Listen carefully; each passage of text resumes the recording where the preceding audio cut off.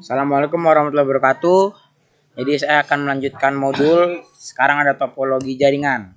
Nih, topologi jaringan merupakan suatu bentuk atau struktur jaringan yang menghubungkan antara komputer satu dengan komputer yang lain menggunakan media kabel ataupun nirkabel. Dalam instalasi jaringan kita harus benar-benar memperhatikan jenis, kelebihan, kekurangan masing-masing topologi jaringan yang akan kita gunakan. Pertama, ini ada topologi bus. Ini kayak di warnet. Jadi kayak ada slot nih. Ini 1, ini 2, ini 3, ini 4, ini 5. Terus di sini yang jaga OP warnetnya. Topologi bus bisa dibilang cukup sederhana dibanding topologi yang lain. Topologi ini biasanya digunakan pada instalasi berbasis fiber optik. Fiber optik itu kabel.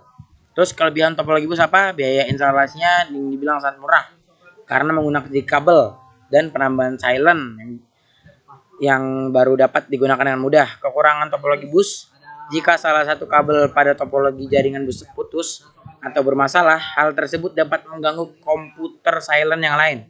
Proses sending, proses ngirim, menerima data itu kurang efisien biasanya. Biasanya sering terjadi tabrakan data pada topologi ini. Topologi ini sangat jadul dan sulit sekali dikembangkan. Terus ini ada topologi star. Topologi star atau bintang merupakan salah satu bentuk topologi jaringan yang biasa digunakan switch atau hub untuk menghubungkan silent satu dengan yang lainnya. Nih kelebihannya, apabila salah satu komputer mengalami masalah, jaringan pada topologi ini tetap berjalan dan tidak mempengaruhi komputer lain. Ini fleksibel ya. Terus ini tingkat keamanannya lebih baik daripada topologi bus. Terus kekurangannya apa? Kekurangannya jika switch atau hubnya notabene sebagai titik pusat mengalami masalah, maka seluruh komputer ikut masalah. Terus biaya yang dikeluarkan bisa dibilang cukup mahal daripada topologi bus. Terus ini ada topologi ring. Topologi ring atau cincin merupakan salah satu topologi jaringan yang menghubungkan satu komputer dengan komputer lainnya dalam satu rangkaian melingkar, mirip kayak cincin nih, lonjong gini atau bundar ya. Biasanya topologi ini hanya menggunakan LAN card untuk menghubungkan komputer satu dengan komputer lainnya.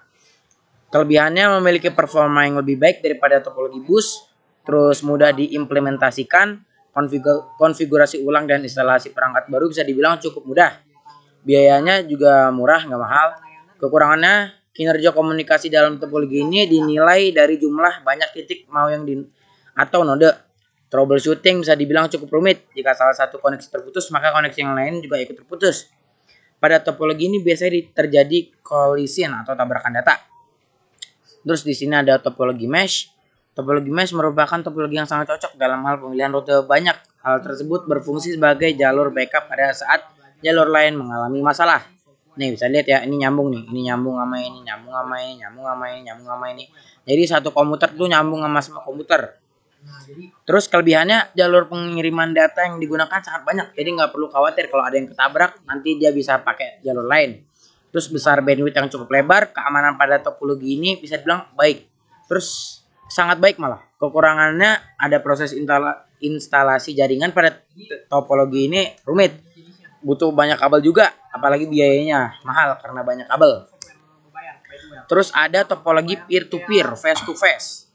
Ini topologi peer-to-peer ini merupakan topologi yang sangat sederhana karena hanya menggunakan dua buah komputer untuk saling terhubung. Pada topologi ini biasanya menggunakan satu kabel yang menghubungkan antara komputer untuk proses penukaran data. Kelebihan peer-to-peer itu biayanya yang dibutuhkan murah banget. Biasanya komputer dapat berperan sebagai silent maupun server instalasi jaringan yang cukup mudah. Kekurangannya, keamanan topologi ini rentan banget, sulit dikembangkan, sistem keamanan dikonfigurasi oleh masing-masing pengguna. Troubleshooting jaringan bisa dibilang rumit. Terus di sini ada topologi liner. Topologi liner ini biasanya disebut topologi bus beruntun.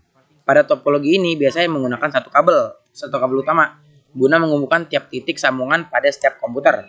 Kelebihannya mudah dikembangkan, dikit doang kabelnya, tidak perlu kendali pusat. Tata letak rangkaian ini bisa dibilang cukup sederhana karena cuma satu banjar doang. Terus kekurangannya memiliki kepadatan lalu lintas yang dibilang cukup tinggi, keamanan data kurang baik. Nah, ini macet nih. Terus ada topologi tree, ini lebih rumit lagi. Karena di sini ada core layer, terus ada distribusi layer, terus baru udah dibagiin deh ke PC-PC-nya. Topologi tree merupakan topologi gabungan antara topologi star dan juga topologi bus. Saya lihat ya, ini kayak star gitu bintang, terus ini kayak bus rata nih. Topologi jaringan ini biasa digunakan untuk interkoneksi antara sentral dan hierarki yang berbeda-beda.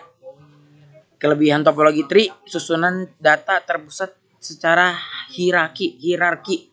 Hal tersebut membuat manajemen data lebih baik dan mudah dikembangkan dan jaringannya bisa lebih luas lagi. Kekurangannya, apabila komputer menduduki tingkatan tertinggi mengalami masalah, maka komputer yang terdapat di bawahnya juga ikut masalah.